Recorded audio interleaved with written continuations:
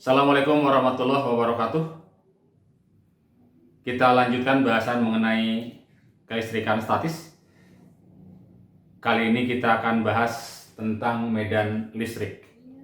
Pada video sebelumnya, kita sudah bahas mengenai gaya listrik atau gaya Coulomb, yakni gaya interaksi antar muatan listrik.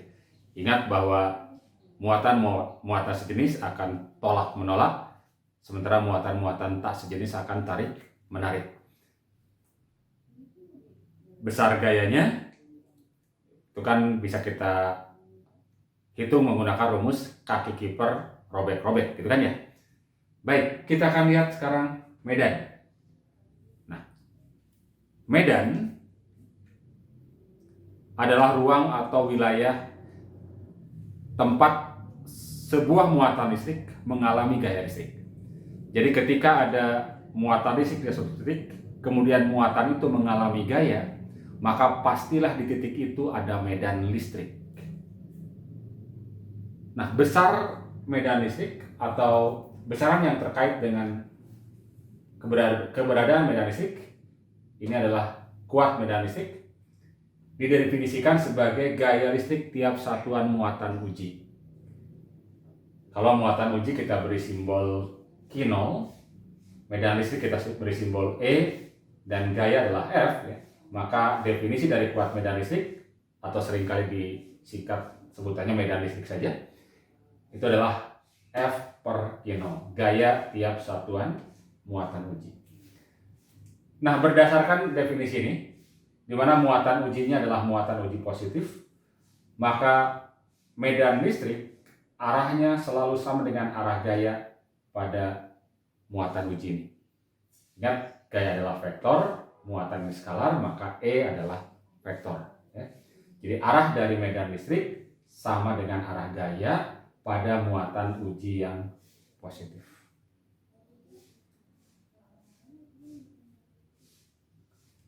Medan listrik itu selalu ada di sekitar muatan listrik. Jadi kalau misalnya ada muatan listrik positif ini, maka di sekitar muatan ini ada medan listrik. Cara melihatnya bagaimana? Ya, cara melihatnya adalah dengan menyimpan muatan uji positif tadi. Jadi kalau misalnya coba bayangkan di titik ini kita simpan muatan uji positif. Karena ini positif, ini juga positif ya.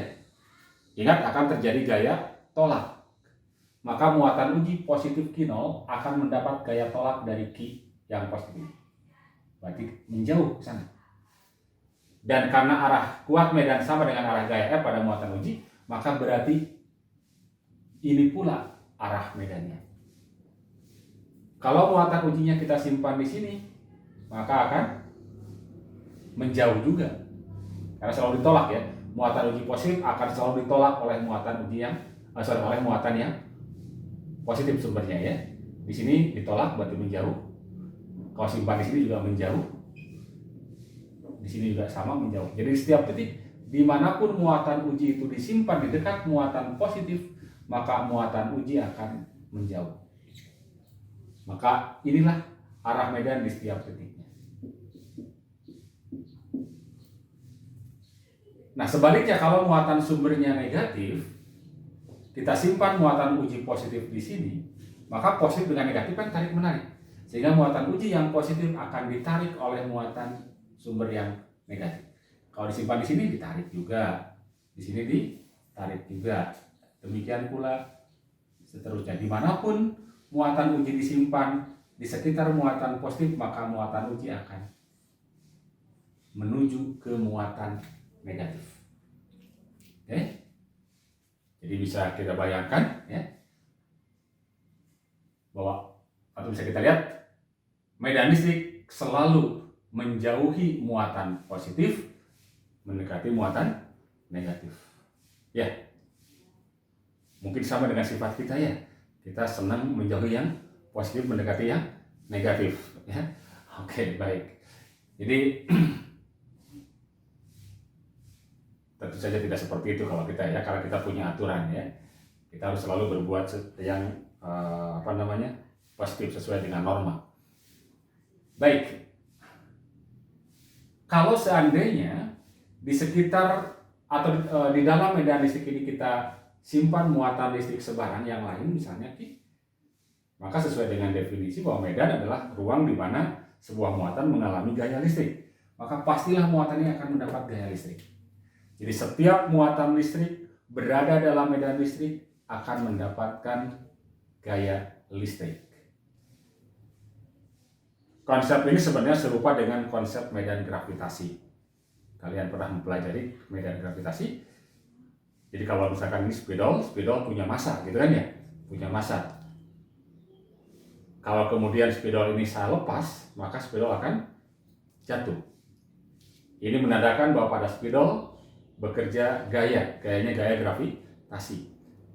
Dan benda bermassa ketika mendapatkan gaya gravitasi berarti dia berada dalam medan gravitasi. Ya memang di sekitar kita ada medan gravitasi, gitu kan ya? Terbukti bahwa setiap benda cenderung untuk apa? Selalu berada di permukaan terendah. Jadi kalau ini karena ditahan, kemudian kalau dilepas ya akan turun ke tempat yang paling rendah. Demikian pula kalau kita bayangkan ini adalah muatan listrik, medan gravitasi adalah medan listrik, maka muatan listrik dalam medan listrik mendapatkan gaya listrik. Rumusnya juga hampir serupa, coba ya.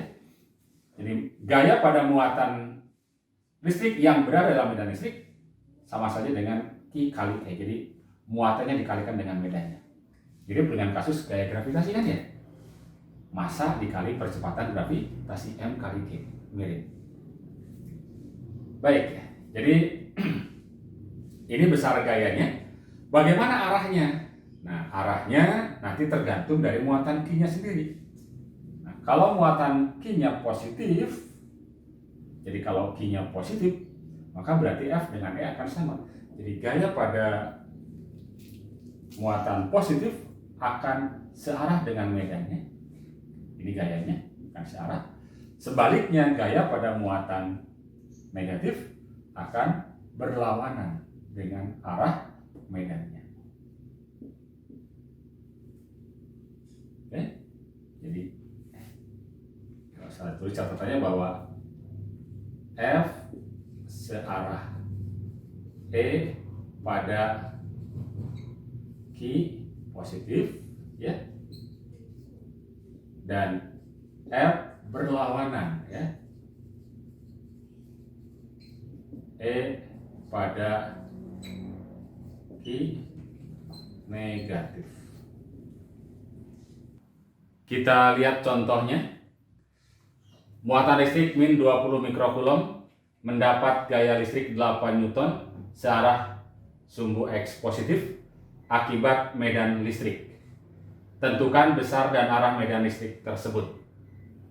Di informasi yang kita dapatkan di sini, pertama adalah muatannya Q min 20 mikrokulom.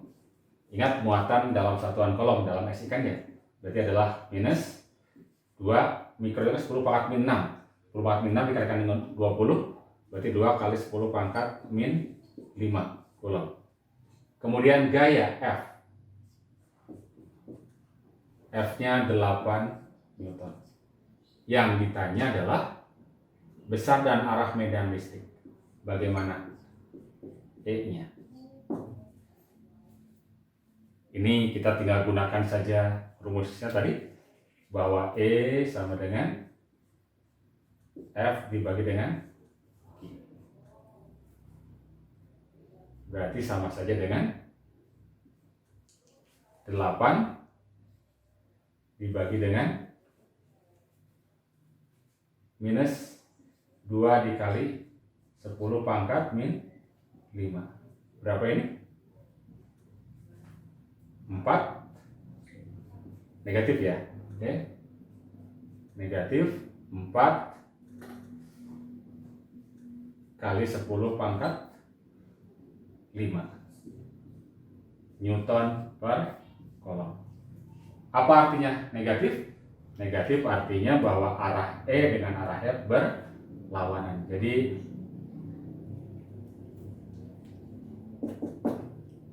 besar medannya, nilainya ya, atau besar medan listrik kita tulis E saja. E nya adalah 4 kali 10 pangkat 5 Newton per Coulomb. Arahnya bagaimana? Karena negatif berlawanan dengan F-nya sendiri searah sumbu X positif, berarti ini 4 kali 10 pangkat 5 Newton per Coulomb berlawanan arah X positif, atau boleh kita tulis searah sumbu X negatif.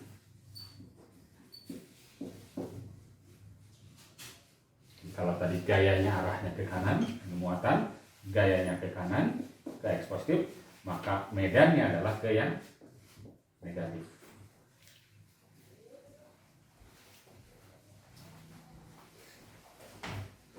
Oke, kita lihat contoh yang kedua. Muatan listrik Q 1 mikrocoulomb dengan massa 2 mg terapung di udara akibat medan listrik. Jika percepatan gravitasi 10, tentukan besar dan arah medan listrik. Arahnya relatif terhadap permukaan bumi. Jadi kalau saya gambarkan, ada permukaan bumi.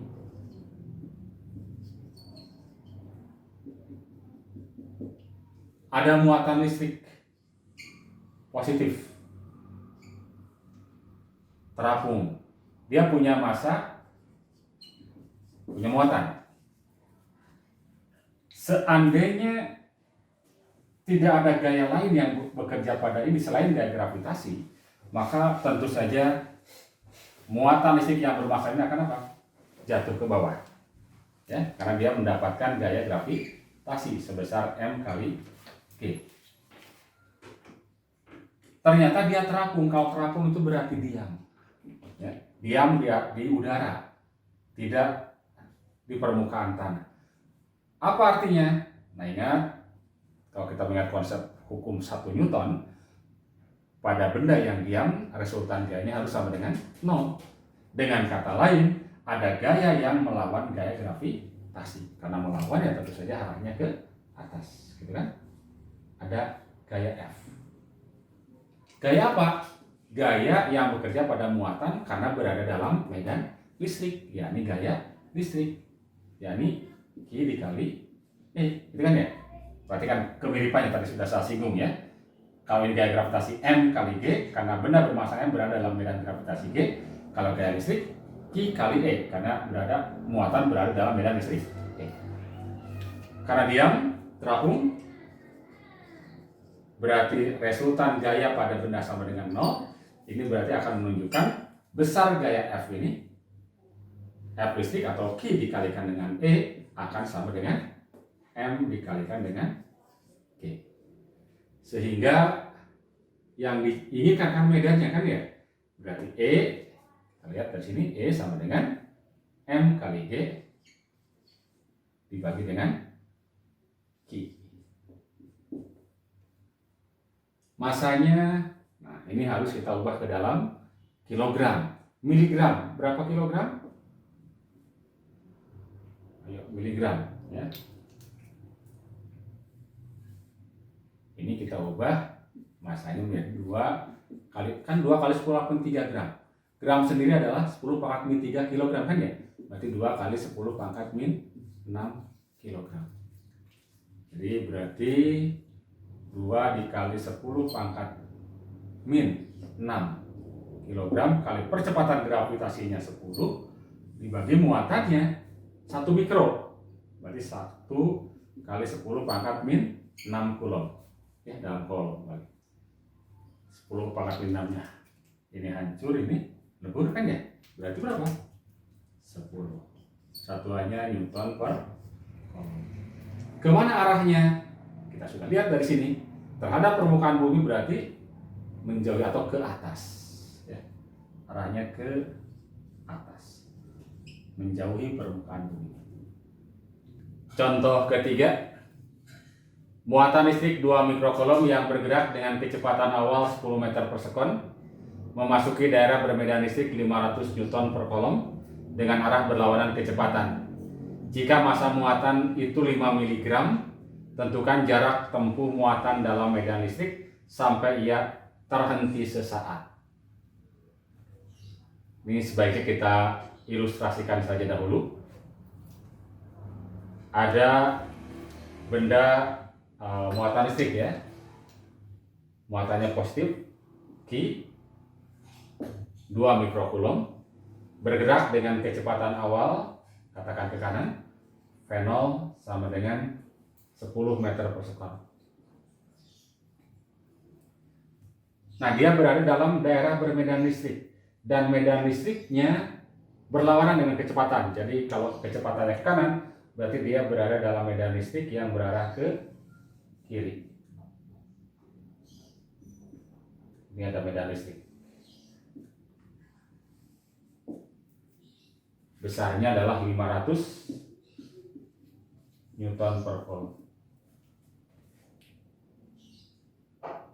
Massa muatannya diketahui, jadi muatan ini juga punya massa. Massanya M, muatannya Q. Ini muatannya, ini massanya ya. Yang ditanya apa? Jarak sampai ia terhenti sesaat. Mengapa kok terhenti? Baik, kita lihat. Prinsipnya bahwa ketika ada muatan berada dalam medan listrik, maka dia akan mendapatkan gaya listrik. Kemana arah gaya listrik pada muatan ini? Nah, karena muatannya positif, maka arah gaya pada muatannya kan searah dengan E-nya kan ya? Jadi dia akan mendapatkan gaya ke kiri. F. Di mana besar gayanya? Ingat tadi? Tinggal kiri kali apa? E, gitu kan? Apa akibatnya? Karena dia sedang bergerak ke kanan mendapat gaya ke kiri, maka gerakannya akan diperlambat oleh gaya yang ditahan. Sehingga suatu saat kecepatannya akan berkurang sampai kecepatannya menjadi 0. Katakan kecepatan menjadi 0 di sini. Setelah menempuh jarak S, kecepatannya menjadi 0. Nah, yang ditanyakan justru jarak tempuhnya S ini berapa. Konsep apa yang bisa kita terapkan? Ya, ini sebenarnya sudah merupakan kombinasi soalnya ya. Kombinasi antara medan listrik, gaya, kemudian kecepatan dan jarak. Boleh kalian gunakan konsep GLBB, boleh, silakan ya. Tapi ada yang lebih sederhana, lebih cepat. Jadi apa? Ingat, kalau ada gaya bekerja sepanjang jarak S atau dengan perpindahan sejauh S, maka akan ada usaha. Usaha berkaitan dengan perubahan energi. Jadi kita bisa terapkan konsep atau prinsip usaha energi. Prinsip ini menyatakan bahwa usaha oleh suatu gaya sama dengan perubahan energi kinetik. Dan dalam hal ini adalah apa? Usaha oleh gaya listrikannya, F dikali S. Namun berlawanan nih. Ini berlawanan. Berarti minus usaha oleh gaya yang berlawanan dengan geraknya minus ya. F dikalikan dengan S. Perubahan itu adalah kinetik akhir kurang kinetik awal. Ingat, kinetik kan setengah mv kuadrat ya. Ini berarti akhirnya adalah 0 karena kecepatannya 0, awalnya setengah mv0 kuadrat. Jadi 0 dikurangi dengan setengah mv0 kuadrat. F-nya sendiri adalah Q dikali E, sehingga ini dapat kita tulis Q dikali E. Nah, ini negatif. Kita tinggal masukkan saja. Muatannya 2 mikrokulom, berarti 2 dikalikan dengan 10 pangkat min 6. Ini negatif. Medan listriknya adalah 500. S-nya yang dicari sama dengan, ini juga negatif, setengah dikali masanya 5 mg. Nah, ini kan dari mili diubah ke dalam kilo. Tadi sudah contohnya sebelumnya ya, kalikan 10 pangkat min 6. Jadi 5 dikali 10 pangkat min 6 dikalikan V0 kuadrat. V0-nya adalah 10 dikuadratkan. Negatifnya hilang ya. Kemudian 10 pangkat min 6 juga hilang.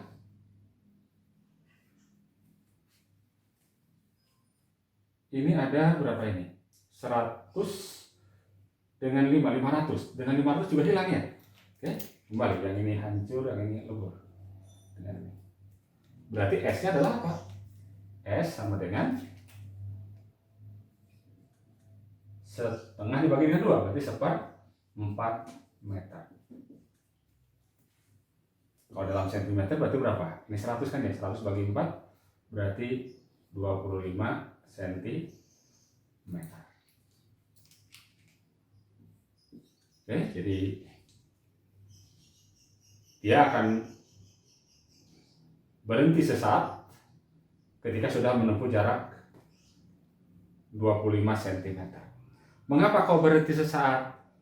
Karena sebenarnya kalau dilanjut ya, ini gerakannya, selama geraknya kan selalu bekerja gaya F. Jadi ketika dia diperlambat, suatu saat berhenti sesaat, karena gaya itu masih ada ke arah kiri, akibatnya dia akan berbalik lagi ke kiri. Ya, itu kalau dilanjutkan ya. Jadi gerakannya diperlambat dulu, berhenti saat, kemudian balik lagi. Tetapi kan yang ditanyakan hanya sampai jarak sampai dia berhenti sesaat. Oke? Kita lihat contoh yang keempat. Ini ada muatan listrik 1 mikrokulom diikat oleh seutas tali seperti pada gambar. Akibatnya menyimpang, ini dengan sudut simpangan 45 derajat. Percepatan gravitasi 10, tentukan berapa nilai E. Baik. Seandainya hanya gaya gravitasi yang bekerja pada benda ini, pada muatan ini, maka dia harus tergantung vertikal. Tetapi karena muatan ini berada dalam medan E, maka jelas dia akan mendapat gaya listrik. Kemana arah gaya listriknya? Muatannya positif, medannya ke arah kanan, maka gaya juga ke arah kanan. Berapa besar gayanya? Jangan lupa tinggal langsung kiri kali apa? T, muatannya kali medannya. Namun tentu saja dia tidak akan terus ke kanan. Mengapa? Karena dia ditahan oleh tali. Ya, ini ada gaya tegangan tali di sini. Dan juga ada gaya lain yang bekerja yang menahan ke arah bawah, jadi M dikalikan dengan G, gaya gravitasi. Baik, jadi sistem atau muatan menyimpang seperti ini karena memang dia mendapat medan listrik, mendapat gaya listrik, mendapat gaya gravitasi dan tegangan tali. Nah, bagaimana mendapatkan medan E-nya? Nah, tinggal kita lihat bahwa sistem ini akhirnya kan dalam keadaan apa? Diam. Dalam keadaan diam berarti resultan gaya yang bekerja pada benda ini harus sama dengan 0. Ya. Berarti ini konsepnya dikombinasikan dengan konsep kesetimbangan. Ya, ini konsep kesetimbangan.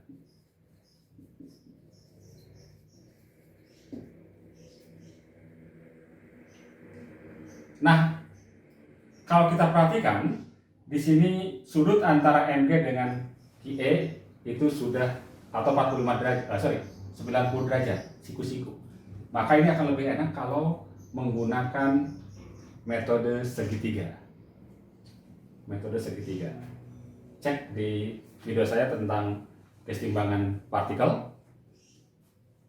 Ya. Jadi dengan menggambarkan kembali gaya-gaya ini membentuk sebuah segitiga. Jadi kalau saya gambarkan ada MG ke bawah, M kali G, lanjutkan dengan QE ke kanan, Q kali E, maka pastilah T itu ke sini. Sehingga ini akan membentuk sebuah segitiga siku-siku di sini. Dan kalau sudah siku-siku, salah satu sudutnya pasti 45 derajat. Nah, dari gambar jelas bahwa ini 45 derajat, ya kan? Bandingkan aja dengan ini 45 derajat. Nah, kalau sudah tahu sudutnya 45 kan mudah ini. Ingat, kalau sudutnya 45 ada segitiga, perbandingan sisi-sisinya itu adalah 1 akar 2. Cek juga di video saya sebelumnya, ini sudah saya berikan ya. Di pelajaran kelas 10. Baik, jadi 1 akar 2. Apa artinya? Karena MG pembandingnya 1, QE juga pembandingnya 1, berarti MG dan QE besarnya sama. Sehingga kita bisa dapatkan dari sini Q dikali E sama dengan M kali G, atau E sama dengan M kali G dibagi dengan Q. Masanya, mana masanya? 20 gram, berarti 20 kali 10 pangkat min 3 kilogram, harus dalam kilogram ya. G-nya 10 dibagi dengan Q-nya 1 mikro, berarti 10 pangkat minus 6. Berapa nih hasilnya? Berarti 2 dikali 10 pangkat berapa? Ini kan 10 pangkat 6 naik aja ke atas, 10 pangkat 6. 10 pangkat 6 ditambah dikali 10 jadi 10 pangkat 7 dengan 0,1 biji 10 pangkat 8 dikali 10 pangkat min 3 berarti 10 pangkat 5 Newton per Coulomb.